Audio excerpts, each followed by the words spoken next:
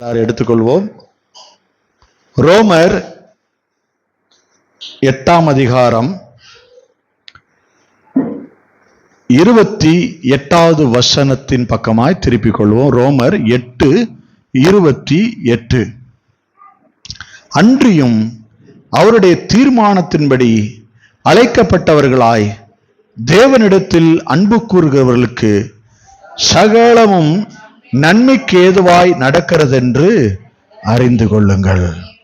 ஒரு விசையாக கண்களை மூடி, எங்கள் அன்பின் பரலோக பிதாவே, உம்முடைய பரிசுத்த பிள்ளையாகி இயேசு கிறிஸ்துவுக்குள்ளாக வந்து மெய் சோத்தரிக்கிறேன்.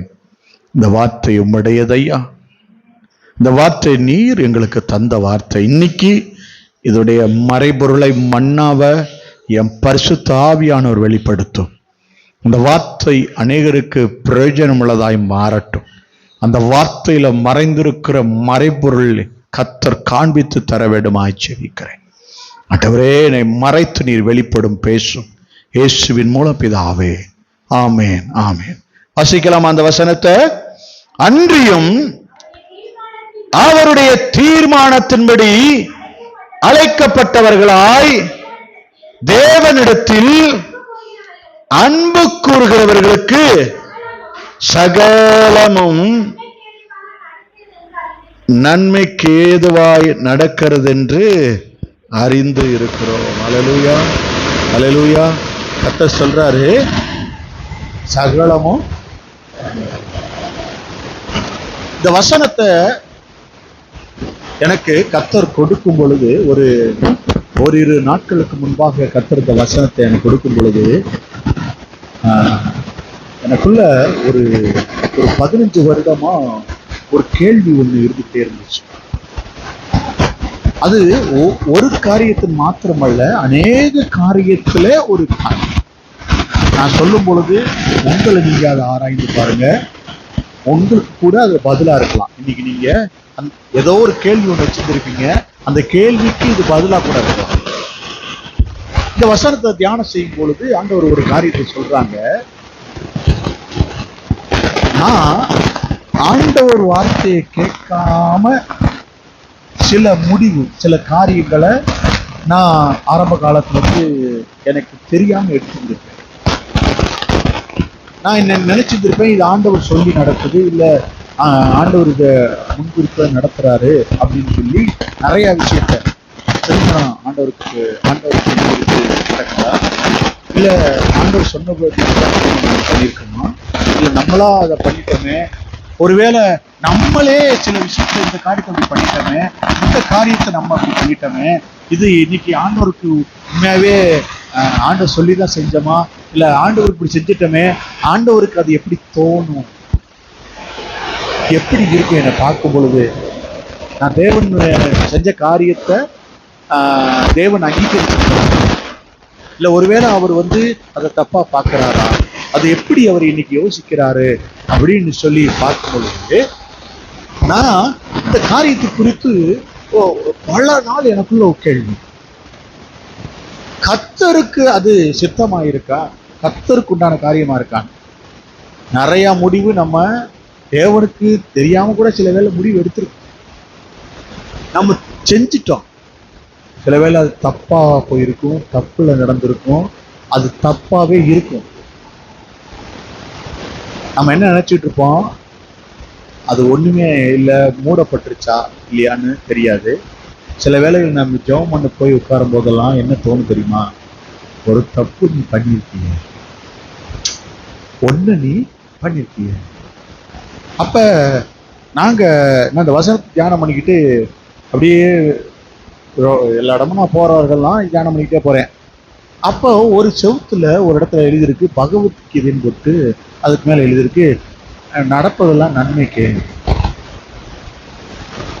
என்ன இவங்க நன்மைக்குன்றாங்களே, நம்ம பைபிள் எதுன்னு சொல்லுதுன்னு இந்த வசனத்தை குறிச்சு உட்கார்ந்துட்டு இந்த வசனத்தை எடுக்கு.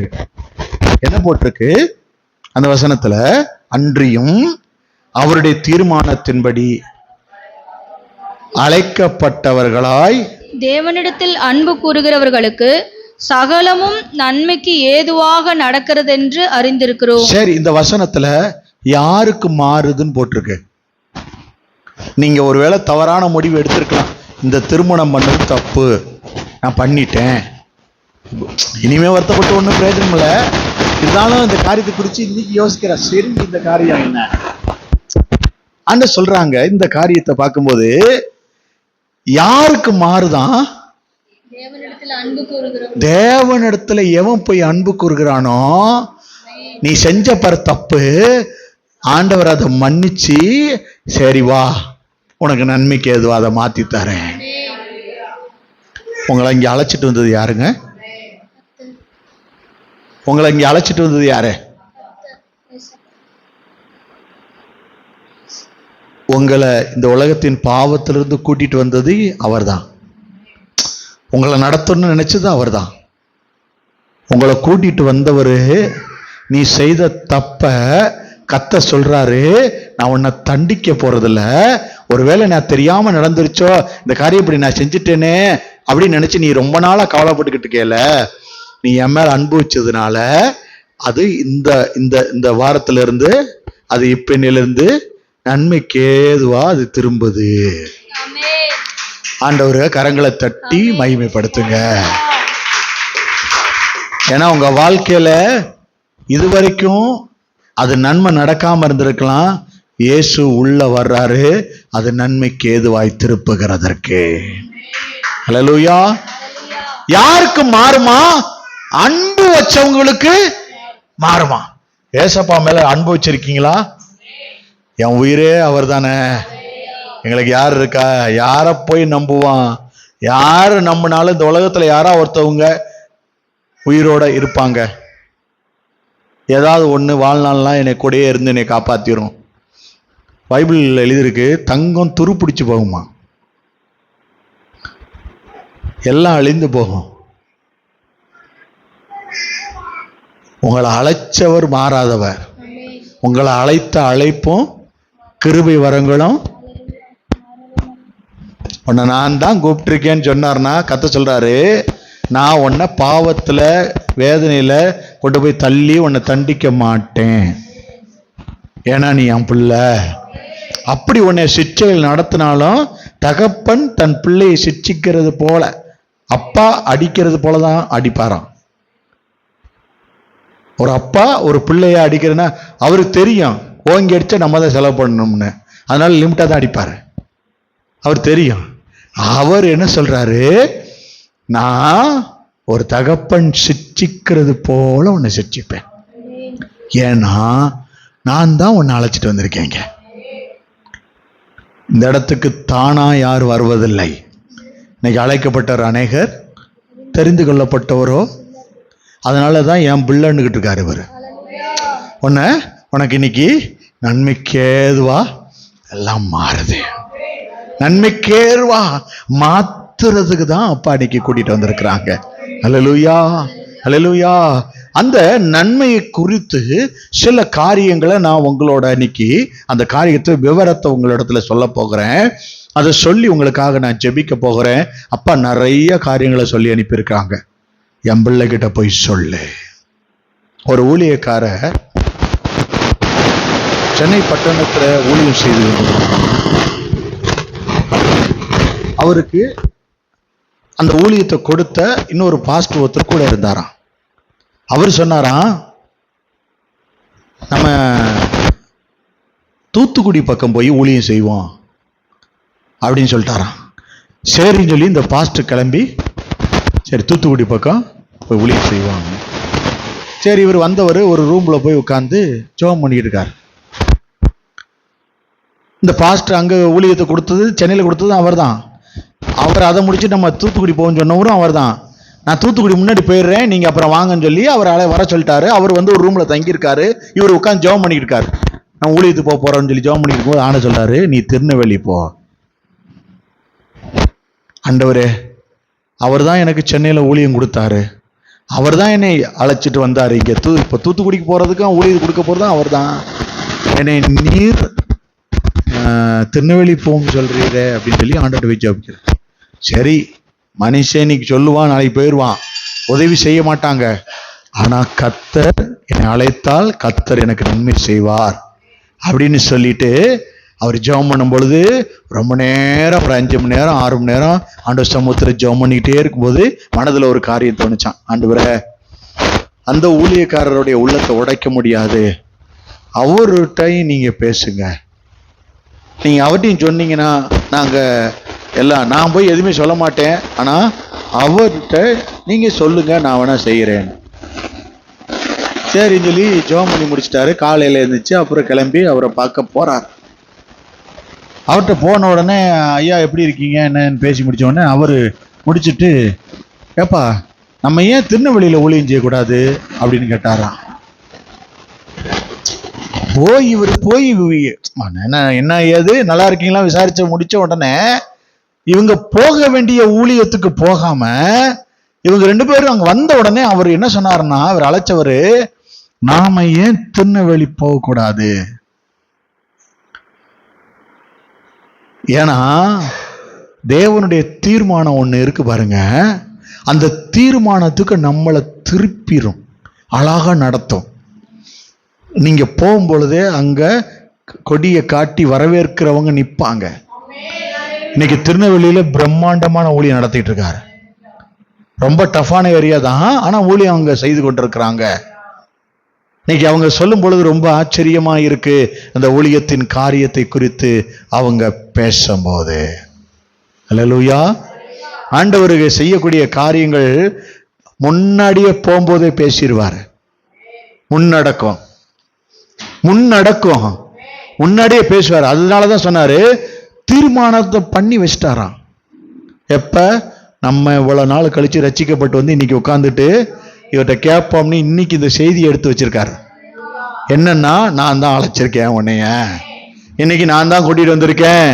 நீ உன் உள்ளத்துல, நாம ஆண்டவரை கேட்காம இந்த முடிவு எடுத்துட்டோமோ, நீ எடுத்து முடிச்சிட்ட, ரைட், நடந்துருச்சு. இப்ப நான் சொல்றேன், அது உனக்கு நன்மைக்கு ஏதுவா திரும்புது. இன்னைக்கு எல்லாமே மாறுது. நன்மைக்கு ஏதுவாய் உன் வாழ்க்கையை கர்த்தர் இன்றைக்கு மாற்றுகிறார். அல்லேலூயா.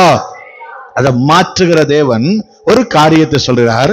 சகரியா 8ஆம் அதிகாரம் 15வது வசனத்திலிருந்து 17வது வசனம் வரைக்கும். சகரியா 8ஆம் அதிகாரம்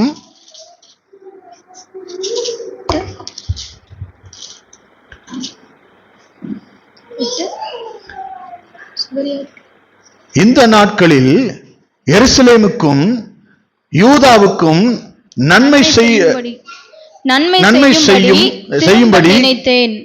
என்ன சொல்றாரு?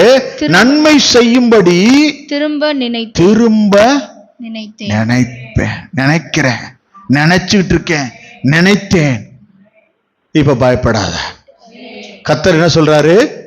அந்த வசனத்தை திரும்ப இந்நாட்களில், இன்னைக்கு சொல்றாரு, இந்த நாட்கள்ல எருசலேமுக்கும் யூதாவுக்கும் நன்மை செய்யும்படி திரும்ப நினைத்தேன், பயப்படாதேங்கள். திரும்ப இப்ப நினைக்கிறாரு. ஏன் தெரியுமா? நீ ஒரு தீர்மானம் எடுத்துட்டு கவலைப்படுற இல்ல, நான் செஞ்சது தப்பா இருக்குமோ, இந்த வாழ்க்கையை நான் தப்பா தேர்ந்தெடுத்துட்டனோ, இன்னைக்கு இவ்வளவு கஷ்டப்படுறதுக்கு காரணம் இதுவா இருக்குமோ அப்படின்னு நினைக்கிறேல. ஆண்டவர் சொல்றாரு, முடிஞ்சிருச்சு, இனி அதை நன்மைக்கு எதுவா நான் மாத்த போறேன்.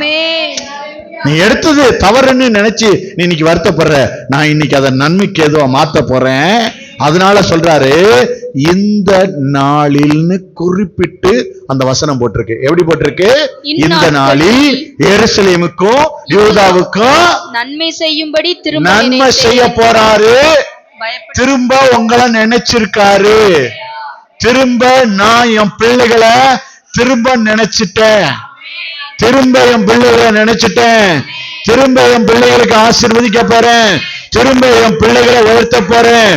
நான் முன்னாடி நினைச்சதை விட இப்ப கொஞ்சம் அதிகமா நினைக்க போறேன். கர்த்தர் சொல்லுகிறாரு, அப்பா உங்களை நினைச்சிட்டாராம். அல்லேலூயா. ஆண்டவர் உங்களை நினைத்திருக்கிறார். ஆனபடினாலே அவர் நன்மை செய்ய போகிறார். அல்லேலூயா. நன்மை செய்ய போகிற தேவன் ஒரு டிமாண்டோடு வைக்கிறார்.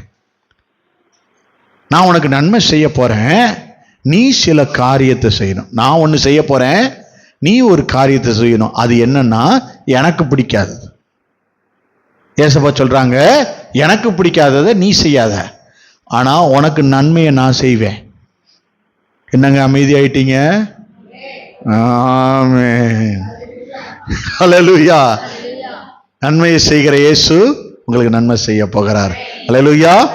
16வது வசனம், நீங்கள் செய்ய வேண்டிய காரியங்கள் என்னவென்றால். நல்லா புரிஞ்சுக்கிட்டீங்களா? இந்த நாள்ல ஆரம்பிச்சவரு நீங்க செய்ய வேண்டியது என்ன தெரியுமா? அவனவன் பிறனோட உண்மையை பேசுங்கள். ஐயோ, ரொம்ப கஷ்டமான காரியமாச்சே. இந்த காரியத்தை எப்படி நான் செய்யறது? அதுவும் பக்கத்து வீட்டுக்காரன்ட்ட உண்மையை பேசணும்னா ரொம்ப கஷ்டமாச்சே. வேலை பார்க்குற இடத்துல ஒருத்தர் லேட்டுன்னா எப்படி போய் சொல்லுவீங்க? லேட் ஆயிடுச்சுன்னு. ஏமா லேட்டு? ஆமாம் சார் லேட் ஆயிடுச்சு. அதான் ஏன் லேட்டுன்னு? அதான் லேட் ஆயிடுச்சு சார். அங்கே ரீசன் இல்லை, அதனால லேட்டு. என்னன்னு தெரியல. அல்லேலூயா. மற்றவங்கிட்ட என்ன செய்யக்கூடாதான்? பிறனோட ஐயோ ரொம்ப ஆண்டவர் ரொம்ப இதா சொல்றாரு, இது எப்படி செய்யறதுன்னு தெரியலையே. மற்றவங்கிட்ட என்ன பேசணுமா? உண்மையை பேசுங்க. குறிப்பா ஊழியக்காரங்கிட்ட என்ன செய்யணுமா? பேசுவீங்களா பேச மாட்டீங்களா? எல்லாத்தையும் நான் சில கேள்வி கேட்க போறேன். உண்மையை பேசுவீங்களா தேவ சமூகத்துல? நாங்க சத்தத்தை காணா. கேள்வி கேட்க மாட்டேன், சும்மா சொன்னேன். பேசுவீங்களா? பார்த்தீங்களா? பேசுவாங்களா? மற்றவங்கிட்ட என்ன செய்யணுமா? உண்மையை பேச. அப்பா உங்களோட அழகா சொல்றார், நீங்கள் செய்ய வேண்டிய காரியங்கள். அடுத்து, உங்கள் வாசல்களில் சத்தியத்துக்கும் சமாதானத்துக்கும் ஏற்க நியாயம் தீருங்கள். உங்க வீட்டுக்கு ஒரு பிரச்சனைன்னு ஒருத்தன் வந்தான்னா, இங்கிட்டு ஏத்தி அங்கிட்டு ஏத்தி அவங்களே உங்க வீட்டுல இருந்தே அடிச்சுக்கிட்டே வீட்டுக்கு போற மாதிரி நல்லா ஸ்க்ரூ பண்ணி பக்காவா அனுப்பிடணும். இந்த பாயிண்ட்டை நான் யோசிக்கலையேன்னு சொல்லி அவங்களே யோசிச்சு சண்டை போட்டுக்கிட்டே வீட்டுக்கு போயிடணும். உங்க வீட்டுக்கு வரும்போது அவங்க என்ன செய்யணுமா? எப்படி இருக்கணுமா? எதுபடி இருக்கணும்? சத்தியத்தின்படி தான் உங்கள்கிட்ட அவங்க. நீங்க பாருங்களேன், வசனத்துக்கு பிசாசு பயப்படுவானா பயப்பட மாட்டானா? பயப்படுவான் தானே. அப்ப நீங்க அழகா வசனத்தை கரெக்டா கொண்டு போனீங்கன்னா ஆட்டோமேட்டிக்கா பிசாசு பயந்து ஓடிடுவான். ஒரு இயேசு கிறிஸ்துவ சிக்க வைக்கணும்னு சில கேள்விகளை கேட்பாங்க, பார்த்திருக்கீங்களா? ஒரு விபச்சாரத்துல கையும் மையுமா பிடிக்கப்பட்ட ஒரு பெண்ணை கொண்டு போய் தள்ளி விட்டுட்டு ஆண்டவர் வாயிலிருந்து என்ன வருது, அவரை அதை வச்சு பிடிக்கலான்னு சொல்லி தந்திரமா பண்ணுவாங்க. இவர் ஞானசானம் எடுத்ததை பத்தி பேசும்போது யோவான் கொடுத்த ஞானசானம் சரியா இல்லை என்னன்னா அப்படி அந்த வார்த்தையில பிடிக்கிற தந்திரம் நம்மளை அப்படிதான் பிடிப்பாங்க. தந்திரம் அது நம்மளை ஏங்க நீங்க நீங்க நீங்க சபைக்கு போறவங்க, நீங்க கிறிஸ்தவங்க தான், நீங்க ஒரு நியாயம் சொல்லுங்க அப்படின்னா நீங்க மாட்ட போறீங்கன்னு அர்த்தம். உங்க வாயிலிருந்து உங்களை கர்த்தர் எப்படி செய்யப்படாது தெரியுமா? அதுக்கு ஒரு வசனம் இருக்கு, ரோமர் 2ஆம் அதிகாரம் 1வது வசனம், மத்தேயு 7ஆம் அதிகாரம் 1வது வசனம். எடுத்தவங்க வாசிங்க. ரோமர் 2:1.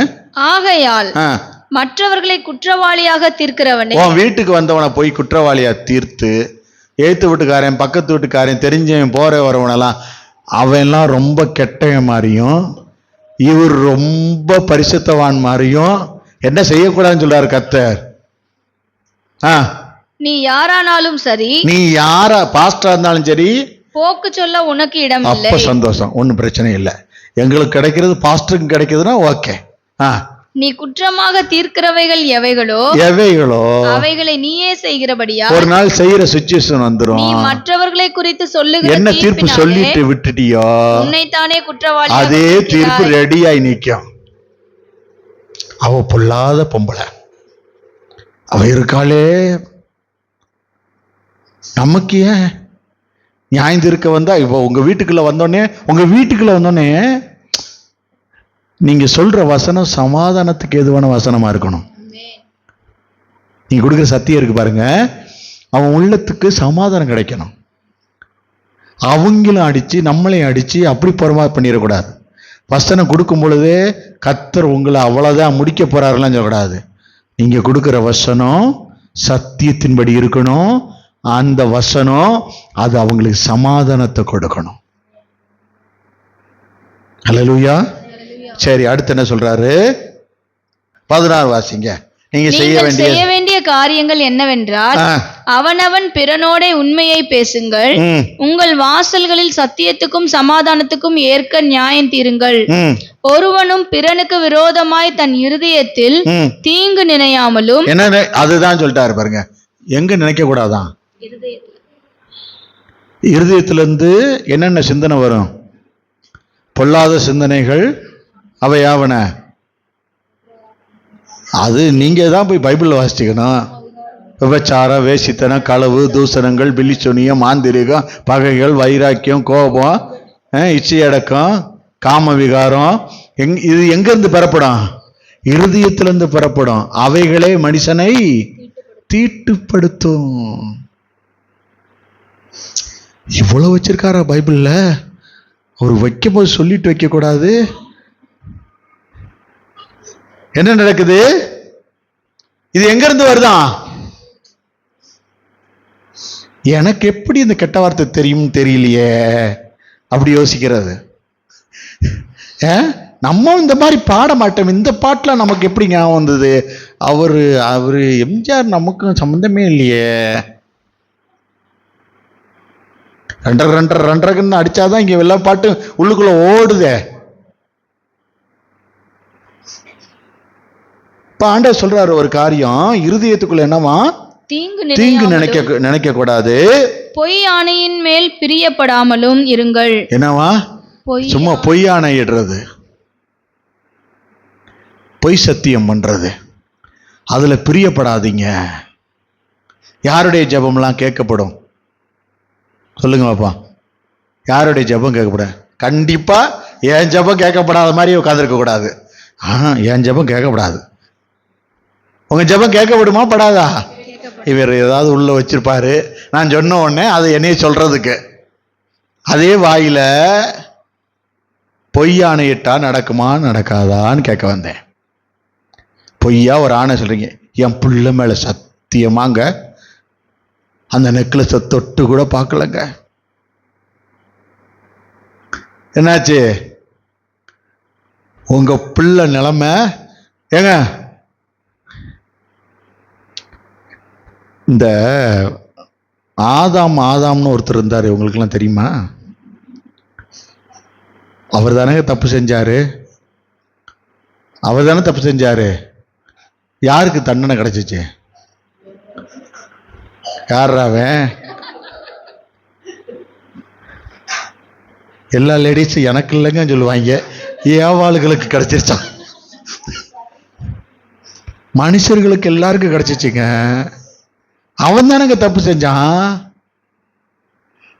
அவன் செஞ்ச தப்புக்கு நம்ம எல்லாரும் அடி வாங்கிட்டு இருக்கோம். யாருக்கு தண்டனை கொடுக்கணும்? இப்ப நீங்க ஒரு தப்பு செய்றீங்க, என் பிள்ளை மேல சத்தியமா அப்படின்னு சொல்றீங்க. யாருக்கு தண்டனை கிடைக்கணும்? பொய் சத்தியம் தானே நமக்கு தானே. யாருக்கு பிரச்சனை வரும்? முகாடு போட்டிருக்கீங்கல்ல, பிள்ளைக்கு தான் பிரச்சனை வரும். எப்போ வரும் தெரியுமா?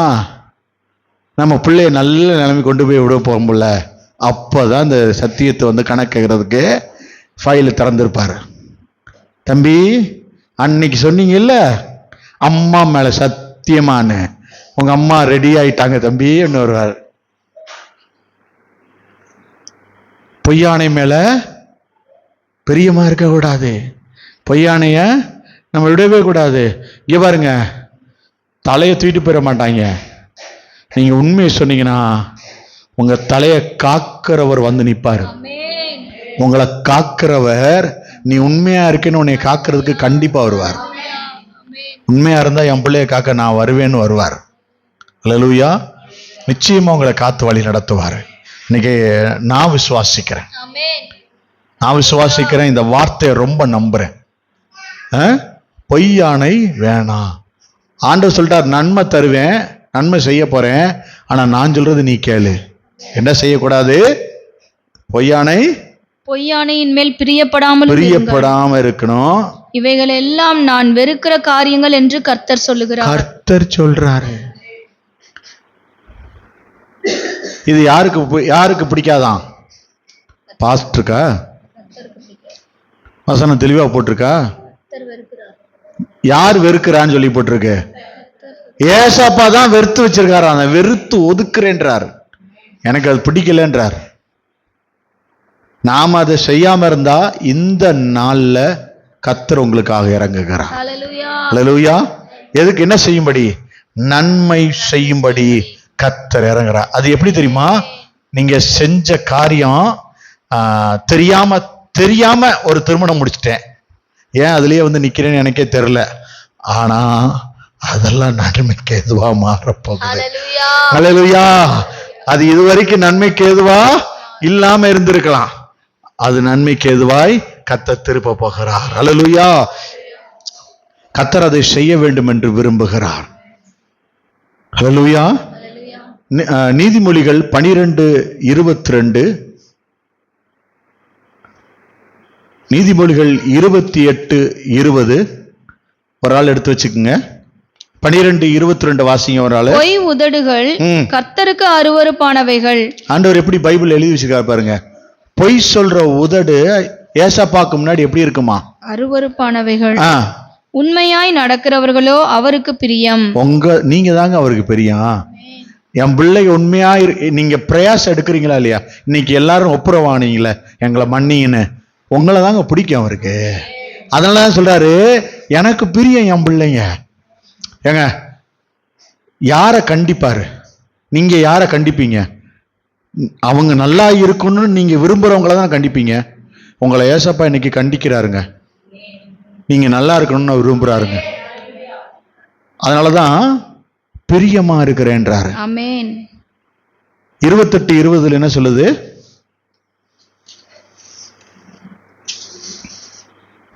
உண்மையுள்ள மனுஷன் பரிபூரண ஆசீர்வாதங்களை பெறுவான். ஐஸ்வர்யவான் ஆகிறதற்கு தீவிரிக்கிறவனோ ஆக்கினைக்கு தப்பான். உண்மையா இருக்கிறவன் பரிபூரண ஆசீர்வாதங்களை பெறுவான். இவ்வளோண்டு தான் கொடுப்பேன் இது இப்படின்னு சொல்லல, முழுமையா இருக்குமா? நீ எல்லாத்து வேலையில, உன் பிள்ளைகளுக்குள்ள, உன்னுடைய வீட்டில் உள்ள எல்லா சகலமும் ஆசீர்வதிக்கப்பட்டிருக்குமா? உன்னை ஏன் மாத்தணும்னு நினைக்கிறார் தெரியுமா? உங்ககிட்ட அந்த பரிபூர்ணத்தை கொடுக்கணும்னு இயேசு விரும்புறார். நீங்க அப்பா பிள்ளை, நீங்க ஒவ்வொரு நாளும் ஒரு கஷ்டம்னு சொல்லி ஒருத்தர்கிட்ட போய் சொல்லும் போது, நிற்கும் போது கர்த்தர் துக்கப்படுவாரா இல்லையா? என் புள்ள போய் நிற்க கூடாதுன்னு நான் நினைக்கிறேன், அதனால நான் கொடுக்குன்னு நினைக்கிறேன். நான் சொல்றேன், நீ உண்மையா இருந்தனா பரிபூர்ணத்தை நீ பெற்றுக்குவேன்றார். உங்ககிட்ட உண்மையை எதிர்பார்க்கிறாரு, பரிபூர்ணத்தை அவர் கொடுக்கணும்னு நினைக்கிறாரு. யாக்கோபுல எழுதியிருக்குல்ல, எந்த ஒரு நல்ல ஈவும் ஜோதிகளின் பிதாவின் இடத்திலிருந்து இறங்கி, அதை வாசிங்களேன். அதை வாசிங்கன்னா யாக்கோபு 1:17 வாசிங்களேன். நன்மையான எந்த ஈவும் பாருங்க, இந்த நன்மையான ஈவு இருக்கு பாருங்க, எந்த நன்மையான எந்த ஈவும் பூரணமான எந்த வரமும் பரத்திலிருந்து உண்டாகி அங்கதான் ரெடி ஆகுது. அது உங்களுக்கு நன்மை பூமியில இல்ல, பூமியில உள்ள காரியம் உங்களுக்கு கொடுக்கப்படும் பொழுது அது உங்களுக்கு சமாதானத்தை கொஞ்ச நாள் தான் கொடுக்கும். ஏசப்பா கொடுக்கிறது நித்திய காலம் கிடைக்கிற சந்தோஷத்தை பார்க்கிறப்பெல்லாம் சந்தோஷமா இருக்கும். ஒரு ஒரு ஒரு ஒரு கார் இல்லை, 4 கார் 5 கார் அப்படி வரிசையா வந்து நிற்கும் போது, அதை ஒவ்வொரு நாளும் நீங்க உங்க வீட்டில் நிற்கிற காரை பார்க்கும் பொழுது, இங்க பாருங்க, இந்த காரு பயங்கரமானது, பெரிய கோடீஸ்வரன் வாங்குவான், இந்த முதல்ல இந்த இதெல்லாம் தூக்கி போடுங்க. நீங்க குடும்பமா இரவு பெயர் எவ்வளோ நேரம் நடத்தினாலும் பரவாயில்ல, பார்த்து நாங்கள் முடிச்சுட்டு கார்லேயே ஜொல்லுன்னு வீட்டுக்கு போயிடுவோன்ற சுச்சுவேஷன் வரதான் போகுது. நீங்க சிரிக்கிற சிரிப்பு உங்க அவிசுவாசத்தை காட்டுது. உங்க விசுவாசத்தை காட்டல. நாங்க கார் வாங்கி நாங்க வீட்டுக்கு போய், உங்களுக்கே உங்க மேல நம்பிக்கை இல்லாம எப்படிங்க சின்னதை ஜெயிச்சு பாருங்க. குட்டி குட்டியா வைராக்கியம் நின்று பாருங்க. நான் அந்த பொய் சொல்ல மாட்டேன், வைராக்கியமா நிற்பேன். நீங்க வைராக்கியத்தை ஏசப்பா பார்ப்பாரு. என் புள்ள படிக்கல, பைபிள் எடுக்கலன்னு அடிப்பேன்னு வைராக்கியத்தை குட்டி குட்டியா காட்டுங்க. சின்ன சின்னதுல காட்டுங்க. கர்த்தர் உங்க வைராக்கியத்தை பார்த்துக்கிட்டே வரட்டும். அப்பதான் ஒரு நாள் பெரிய இதுல வைராக்கியமா நிக்க முடியும். இப்போ உங்க பிள்ளைங்க இங்க வரல, என்ன செஞ்சுக்கிட்டு இருப்பாங்க? 3வது வானம் கிராஸ் பண்ணிக்கிட்டு இருப்பாங்க பாஸ்டர். நல்லா தூங்கி அப்படியா? இன்டர்நெட்டு மொபைலோட சாத்தானோட நேரம் செலவிடுறதுக்கு நம்ம பிள்ளைகள் என்ன செஞ்சு வச்சுட்டோம்? ரெடி பண்ணி கொடுத்துட்டு வந்துடுறோம். நம்ம இருக்கா இல்லையா? நம்ம என்ன செஞ்சிடறோம்? பரலோகம் போகிறதுக்கு வழி செஞ்சுட்டு இருக்கோம். இங்கே நம்ம என்ன நினைக்கிறோம்? நம்ம நம்ம நம்ம இந்த சாத்தான் செஞ்ச தப்புக்கு நம்ம அடி வாங்கணும். நாம அடி வாங்குறதுக்கு பதிலாக இயேசு அடி வாங்கினாரு. அதனால நமக்கு வச்சிருந்த தண்டனை இயேசு முடிச்சதுனால நாம தண்டனையிலிருந்து விடுதலை ஆயிருக்கோம். இயேசு நம்ம விடுவிச்சிருக்கிறாரு. அவர் அந்த தண்டனை ஏற்றுக்கொண்டபடினால சம்பந்தமே இல்லாம அவன் தப்பு பண்ணதுக்கு அங்க அடி நமக்கு. இவர் தண்டனை ஏற்றுக்கொண்டதுனால நாமெல்லாம் விடுதலை. அல்லேலூயா. நாம இன்னைக்கு அந்த விடுதலையை சுதந்திரவாளியாய் அனுபவித்துக் கொண்டிருக்கிறோம். கர்த்தர் அதை நமக்கு கொடுத்திருக்கிறார். அல்லேலூயா. இன்றைக்கு ஆண்டவர் சொல்றாங்க, பரத்திலிருந்து உண்டாகி ஜோதிகளின் பிதாவின் இடத்திலிருந்து இறங்கி வரதான் நமக்கு கிடைக்கிற காரியம். யாத்திராகமம் 1ஆம் அதிகாரம் 20வது வசனத்துல கர்த்தர் ஒரு நன்மையை குறித்து அங்க சொல்றாரு. அதாவது அந்த நன்மையை வாசிங்களேன். இது நிமித்தம் தேவன் மருத்துவச்சிகளுக்கு நன்மை செய்தார். என்ன செய்யறாராம்? இந்த நிமித்தம் மருத்துவச்சிகளுக்கு நன்மை செய்வாராம். ஏன்னா ரட்சிக்கப்பட்டவங்களை அவங்க பிரசவம் பார்த்ததுனால. நீங்கெல்லாம் ரட்சிக்கப்பட்டீங்களாங்க, உங்களுக்கு பிரசவம் பார்த்ததுனால அவங்க ஆசீர்வாதத்தை சுந்தித்துக் கொள்றாங்க. கர்த்தர் ஒரு நன்மையை அவங்களுக்கு செய்யறாராம். அவன் நினைச்சிருப்பான், நான் ஏன் இந்த நன்மையை பெறேன்னு நினைப்பான். உங்களை எல்லாம் ரட்சிக்கப்பட்டவங்க பட போகிறவங்களை எல்லாம் பிரசவிச்சாங்க பாருங்க, அவங்க பிரசவிக்க வழி செய்தாங்க பாருங்க, அவங்களுக்கு கர்த்தர் என்ன செய்யறாரு? ஒரு நன்மையை கொடுக்கிறார். அல்லேலூயா. எப்படிப்பட்ட நன்மையை கொடுக்கிறார் பாருங்க. இங்க பாருங்க, இயேசு கொடுக்கிற நன்மையை உள்ள தேடி பார்த்தீங்கன்னா ஒவ்வொன்றும் ஒவ்வொன்று உங்க அம்மாவுக்கு பிரசவம் பார்த்தவங்களை ஆசீர்வதிச்சா எப்படி இருக்கு? எப்படிப்பட்ட ஆசீர்வாதம் பாருங்க. எப்படி எங்க தூரமா யோசிக்கிறார் பாருங்க கர்த்தர். உங்களை விட்டுருவாரா? உங்களுக்கு நன்மையை கர்த்தர் கண்டிப்பாய் கொடுப்பார். அல்லேலூயா. என்னாகமத்துல 17ஆம் அதிகாரம் 8வது வசனம். என்னாகமம் நம்பர்ஸ் 17ஆம் அதிகாரம் 17 வார்த்தை 8. மறுநாள் மோசே சாட்சியின் கூடாரத்துக்குள் பிரவேசித்த போது இதோ லேவியின் குடும்பத்தாருக்கு இருந்த ஆரோனின் கோல் துளிர்த்திருந்தது. அது துளிர்விட்டு பூ பூத்து வாதுமை பழங்களை கொடுத்தது. ஒரு காரியத்தை கவனிங்க. நன்மை எப்படி நடக்குன்னா, யார் கர்த்தர்கிட்ட அன்பு செலுத்துறாங்களோ அவங்களுக்கு நன்மைக்கு எதுவா திரும்பும் தானே. இங்க எல்லாரும் தங்களுடைய அந்த ஆசாரி பணியை செய்யறதுக்கு தங்களுடைய கோள்களை கொண்டு உள்ள வைக்கிறாங்க. தேவனுடைய பலிபீடத்துக்கிட்ட கொண்டு வைக்கிறாங்க. கோள்களை வச்ச உடனே இவங்க வச்சுட்டு போயிடுறாங்க. அடுத்த நாள் பார்க்கும் பொழுது யார் கோல்ல துளித்திருக்கோ, அந்த துளிர் விட்டுருக்கோ, அவங்க தான் ஆண்டவர் தேர்ந்தெடுத்திருக்காருன்னு சொல்லி இவங்க சொல்லிட்டு போறாங்க. ஆண்டவர் சொல்றாரு, இது நன்மைக்கு ஏதுவாய் திரும்புகிறது. எப்படி தெரியுமா? யார் அவர் உட்கார வைக்கணும் தீர்மானம் பண்ணாரோ அவங்கள கண்டிப்பா அவங்களுடைய வேர், அவங்களுடைய எந்த பட்டு போன மனமா இருந்தாலும் அதை துளிர்க்க பண்ணுவார். அதுதான் அவர்களுக்கு கிடைக்கிற நன்மை. அல்லேலூயா.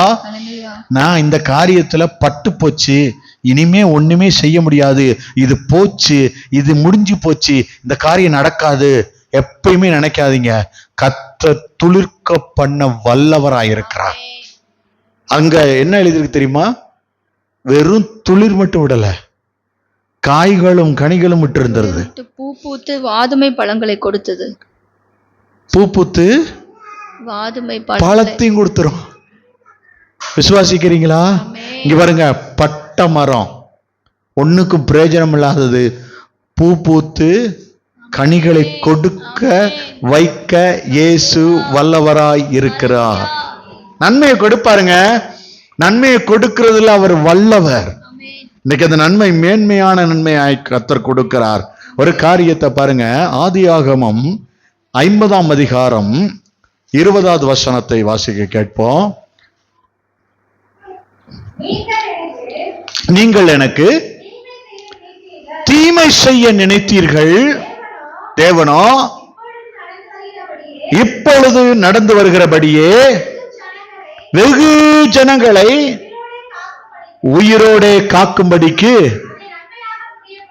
அல்லேலூயா, அல்லேலூயா. இதுல இந்த வசனம் ரொம்ப ஆசையாவும் ஆச்சரியமாவும் இருக்குங்க. இந்த வசனத்தை பார்க்கும் பொழுது என்னால தாங்கவே முடியல. ஒரு அனாயிட்டிங் அப்படி இருந்துச்சு அந்த வசனத்தை வாசிக்கும் பொழுது.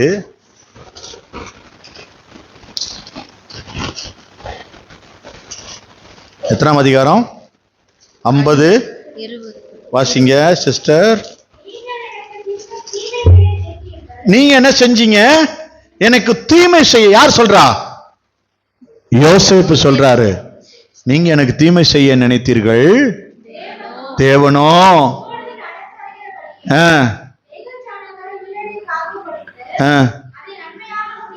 அந்த நன்மை எப்படி தெரியுமா? வெகு ஜனங்களை காக்கிற நன்மை. நன்மை கொடுப்பாரு, வெகு ஜனங்களை காக்கிற நன்மையை கர்த்தர் கொடுப்பாரு. இவருங்க எவ கெடுதல பண்ண நினைச்சாலும் கவலைப்படாதீங்க. உங்களை கெடுக்க நினைச்சானா அதெல்லாம் நன்மைக்கு எதுவாதான் முடியும். பாருங்க, இதுலயே ஒரு வசனத்தை, எனக்கு ரொம்ப ஆச்சரியமான வசனம், 45ஆம் அதிகாரம் நினைக்கிறேன். ஆதியாகமம் 45ஆம் அதிகாரத்துல 5வது வசனம் வாசிங்களேன். என்னை இவ்விடத்தில் வரும்படி விற்று போட்டதினால் நீங்கள் சஞ்சலப்பட வேண்டாம். நீங்க சஞ்சலப்பட வேணாம். அது உங்களுக்கு விசனமாய் இருக்கவும் வேண்டாம். அது ஒண்ணும் உங்களுக்கு கஷ்டமா இருக்க வேணாம். ஜீவ ரட்சனை செய்யும்படிக்கு தேவன் என்னை உங்களுக்கு முன்னே அனுப்பினார். அவ்வளவுதான் அங்க நடக்குது. நீங்க இங்க வண்டிக்கல்ல முதலா முந்தி வந்தது சொல்றாரு. நீங்க இங்க வந்து உட்கார்ந்து இருக்கிறது, உங்க வீட்டுல உள்ளவங்க ஒரு நாள் இங்க வரும் பொழுது ஜீவ ரட்சணியம் பண்ணும்படிக்கு கர்த்தர் உங்களை முன்னாடி இங்க கொண்டு வந்தாரு. அதனாலதான் என்னை கூட்டிட்டு வந்திருக்காருன்னு கர்த்தர் சொல்லும்படிக்கு நடத்துவார். எப்படி இருக்கு பாருங்க இந்த வசனம். ஆச்சரியமா இருக்கு எனக்கு இந்த வசனத்தை பார்க்கும் பொழுது. நான் ஏன் ரட்சிக்கப்பட்டிருக்கேன்? நான் ஏன் ஆண்டவர் என்னை முதல்ல கூட்டிட்டு வந்தாரு? என் குடும்பத்துல என்னை அழைச்சிட்டு வந்திருக்காரு. நோக்கம் என்னவா இருக்கும் அப்படின்னா, இந்த ஜீவ ரட்சணியத்தை கர்த்தர் நீங்க முதல்ல செய்யணும்னு நினைச்சிருக்காரு. அதுல இன்னைக்கு பாக்கியவான்கள் நீங்க நடந்திருக்கீங்க, நீங்க ரட்சிக்கப்பட்டிருக்கீங்க. தேசத்துல இப்ப பஞ்சம் எத்தனை வருஷம் வருமா இருக்கு? வரப்போகுது. 2 வருஷமாக பஞ்சம் உண்டாயிருக்கு. இன்னும் 5 வருஷம் உழவும் அறுப்பும் இல்லாமல் பஞ்சம் இருக்கும். பஞ்சம் வரும். சில வார்த்தைக்கு கேட்க முடியாத பஞ்சமெல்லாம் வரும். ஆண்டவர் நிறைய சொல்லியிருக்காங்க பஞ்சம் வரும்னு. கர்த்தர் காரியத்தை சொல்றாரு. என்னன்னா, ஜெபிக்க முடியாத பஞ்சம் வரும், வேதத்தை வாசிக்க முடியாத பஞ்சம் வரும். அந்த பஞ்சம் வரும் பொழுது கர்த்தர் சாத்தானை ஜெயிக்கக்கூடியது வேத வசனத்துல தான் வச்சிருக்காரு. அந்த பட்டயத்தினாலதான் நம்ம ஜெயிக்க முடியும். அந்த வசனம் நமக்கு தெரியாம தோல்வி அடைஞ்சிருவோம். எந்த வசனத்தை சொல்லி ஜெபிச்சா நமக்கு ஆசீர்வாதம் கிடைக்குமோ அதை சொல்லி ஜெபிக்க தெரியாதனால அந்த வசனத்தினுடைய ஆசீர்வாதத்தை சுதந்திரத்து கொள்ள மாட்டோம்.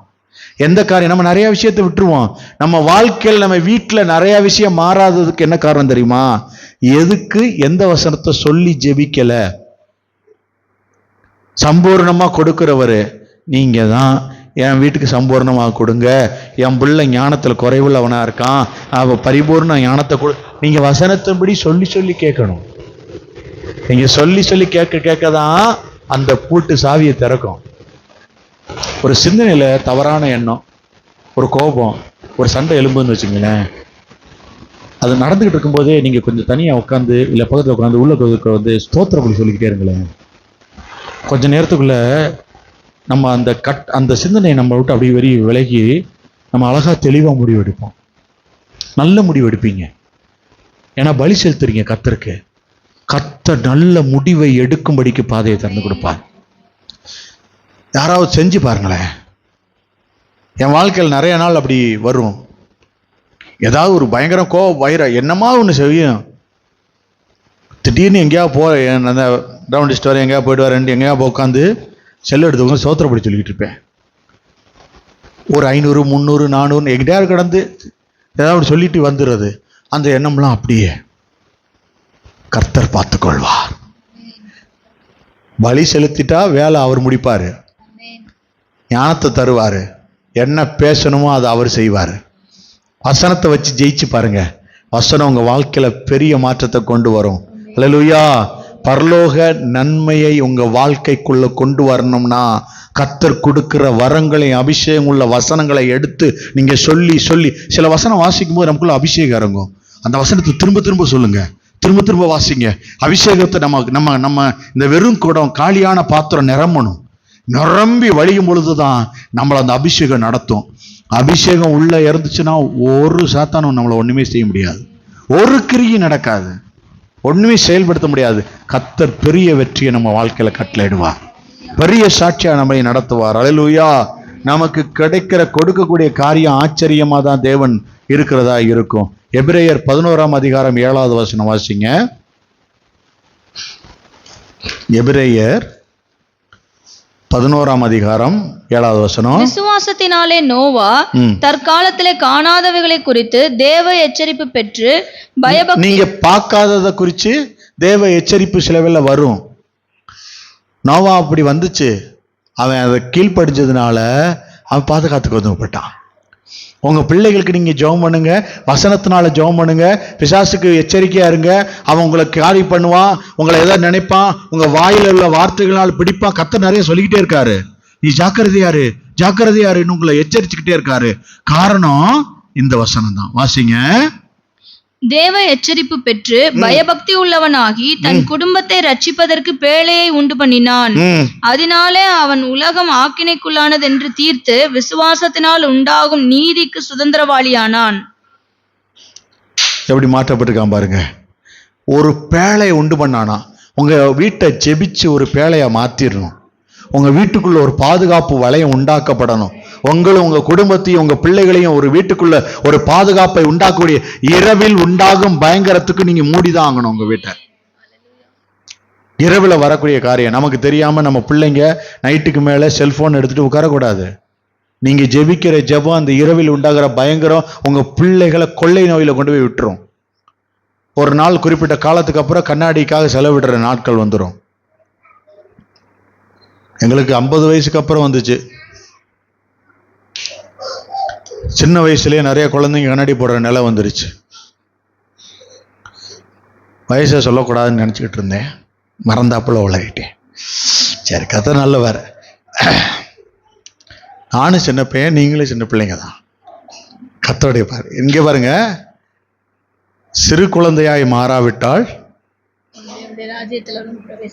யாரெல்லாம் இங்க பெரியவங்க இருக்கீங்க? யாராவது இருக்கீங்களா?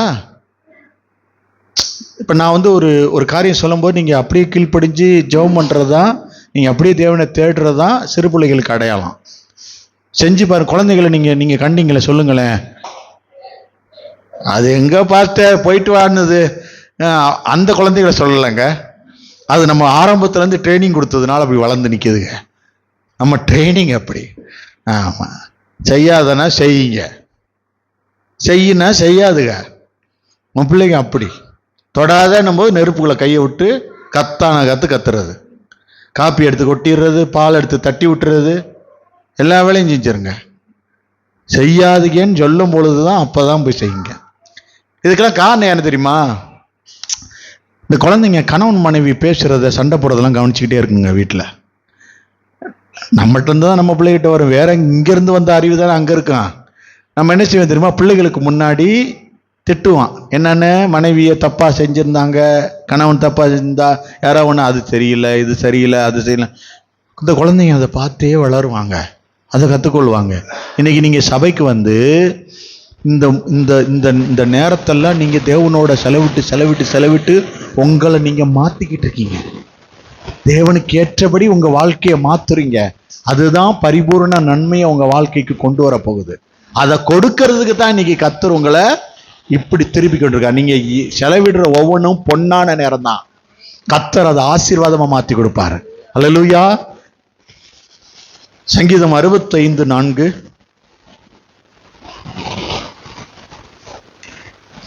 முடிக்க போறேன். யோசேப்பு வாழ்க்கையில எவ்வளவோ கெடுதல் நடந்துச்சு. அது நன்மைக்கு ஏதுவா இயேசு மாத்தினார். உம்முடைய பிரகாரங்களில் வாசமாய் இருக்கும்படி நீ தெரிந்து கொண்டு சேர்த்து கொள்ளுகிறவன் பாக்கியவான். புரியுதா?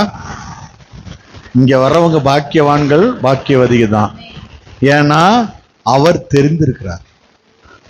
அவர் உங்களை நேசிச்சு எழுதுகிறார். 1 ராஜாக்கள் 17ஆம் அதிகாரம் 1வது வசனம். 1 ராஜாக்கள் 17ஆம் அதிகாரம் 1வது வசனம். கீலேயாத்தின் குடிகளிலே திஸ்பியனாகிய எலியா ஆகாபை நோக்கி, என் வாக்கின்படியே அன்றி இந்த வருஷங்களிலே பனியும் மழையும் பெய்யாதிருக்கும் என்று. எதனால இந்த வார்த்தையை அவர் சொல்றதுக்கு தைரியம் கிடைச்சிச்சு?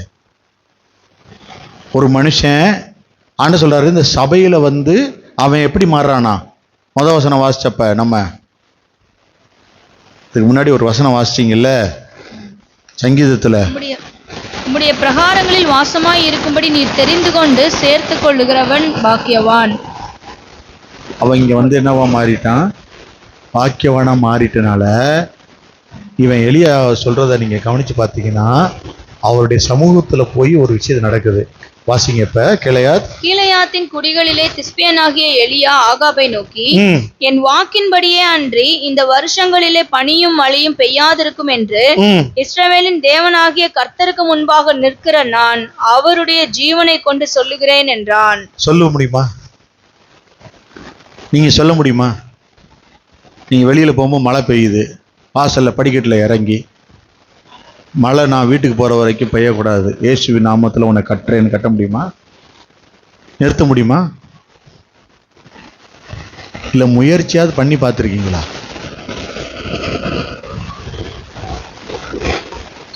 ஏன்னா கர்த்தருக்கு முன்னாடி நிக்கிறவன் கண்டிப்பா இதை செய்ய முடியும். அவன் சொல்றான் பாருங்க, என் வாக்கினின்று.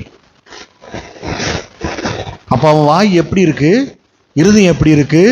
சுத்தமுள்ளதா இருக்கு. அதனால அவன் சொல்றான், எல்லாத்தையும் கட்டி எடுக்கிறான். அவன் கட்டிட்டா வானத்துல மழை பெய்யலைன்னா அவனுக்கு சாப்பாடு கிடைக்குமா? இவன் சொன்ன வார்த்தையை கர்த்தர் கேட்டு எல்லாத்தையும் நிப்பாட்டிட்டாரு. முடிஞ்சிச்சு. அந்த தேசத்துல மழையே இல்லை. என்னாச்சு? மழை இல்ல. அடுத்த வசனம். பின்பு கர்த்தருடைய வார்த்தை அவனுக்கு உண்டாயிற்று. அடுத்து என்ன செஞ்சுச்சு? இவன் சொன்னதை கேட்டு வானம் அடைக்கப்பட்டுச்சு, நின்றுச்சு. அவ்வளவு வல்லமையுடையவனா இருந்தான். அதை சொல்லி முடிச்ச உடனே கர்த்தருடைய வார்த்தை இவன்கிட்ட வருது. அவர், நீ இவ்விடத்தை விட்டு கீழ் திசையை நோக்கி போய் யோர்தானுக்கு நேராய் இருக்கிற கேரித் ஆற்றண்டையில் ஒளித்து கொண்டிரு. ஆண்டவர் இவன்கிட்ட ஒரு வார்த்தை சொல்றாரு. என்னன்னு?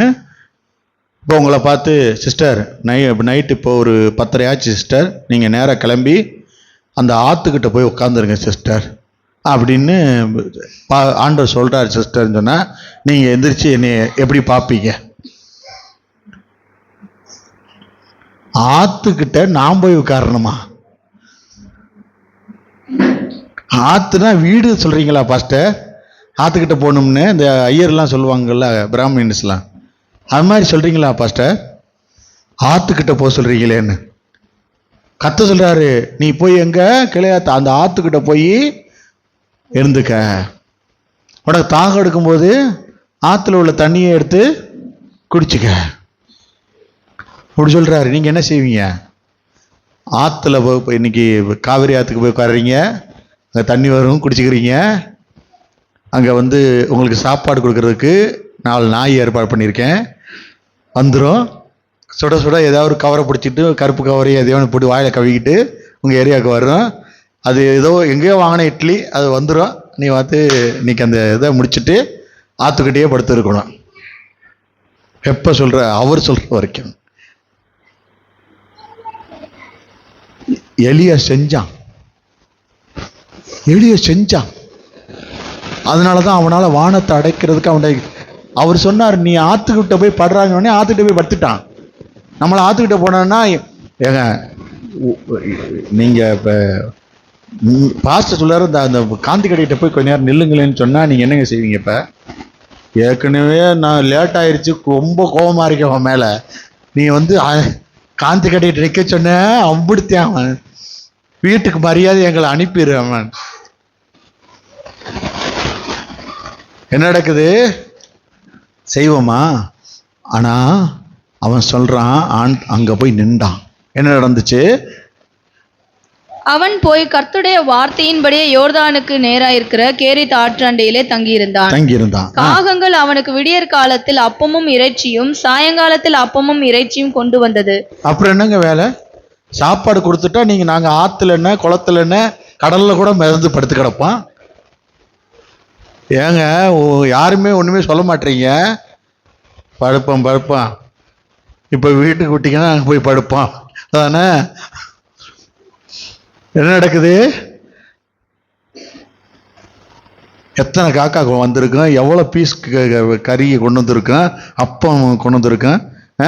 ஒரு காக்காவால் எவ்வளோ அங்கே வெயிட்டு தூக்க முடியும்? கொஞ்சம் தானே கொண்டு வர முடியும். இப்போ எத்தனை காக்காக்கள்லாம் சேர்ந்து கொண்டு வந்து அங்கே வச்சிருக்கேன். அதுவும் சுட சுட தான் கொண்டு வந்துச்சான். வாசிக்க அந்த வசனத்தை மறுபடியும். காகங்கள் அவனுக்கு விடியற் காலத்தில் அப்பமும் இறைச்சியும் சாயங்காலத்தில் அப்பமும் இறைச்சியும் கொண்டு வந்தது. எப்படி பாருங்க, ஆண்டவர் உங்களை ஒரு இடத்துல போய் இருக்க சொல்லிட்டாரு. நீங்க அங்க போய் இருந்தீங்கன்னா காலையிலையும் கறி, நைட்டுக்கும் கறி. என்ன ஒரு சிரிப்பீங்கன்னா இனிமே வராது. ஏன்னா தாண்டிருச்சு. தெரியாம டைம் சொல்லிட்டேன், மன்னிச்சிருங்க. அப்ப என்ன நடக்குது? காகம் கர்த்தர் ஏற்படுத்தி வைத்து விட்டார். இவன் அடைச்சது கர்த்தர் நோக்கம். இவர் கிளம்பி வந்துட்டாரு, அங்க போய் உட்கார்ந்துட்டாரு.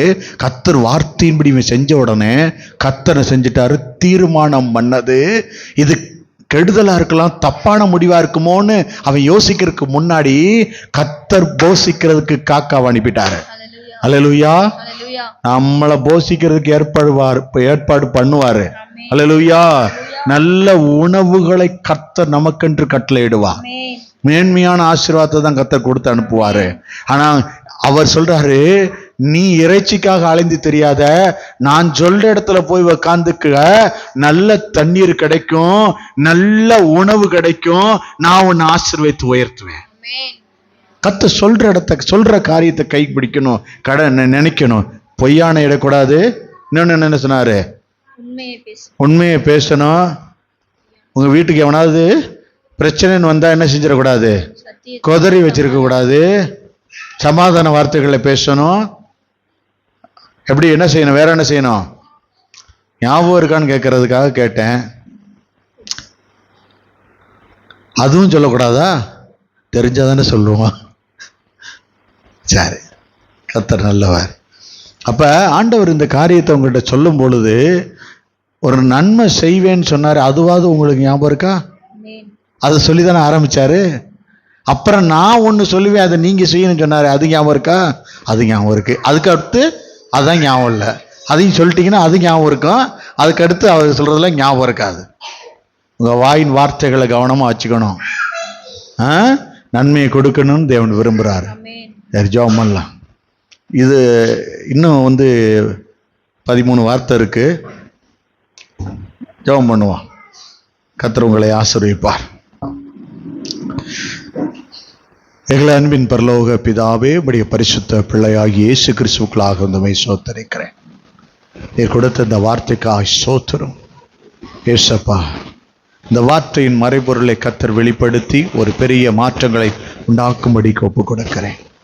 இந்த வார்த்தையினுடைய மகத்துவத்தை ஆண்டவரே இந்த பிள்ளைகளுக்கு என்று காண்பித்துக் கொடு.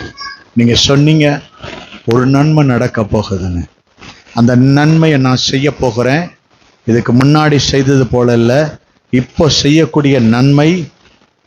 நான் சொன்ன காரியம் இந்த நாளில் தொடங்கும்.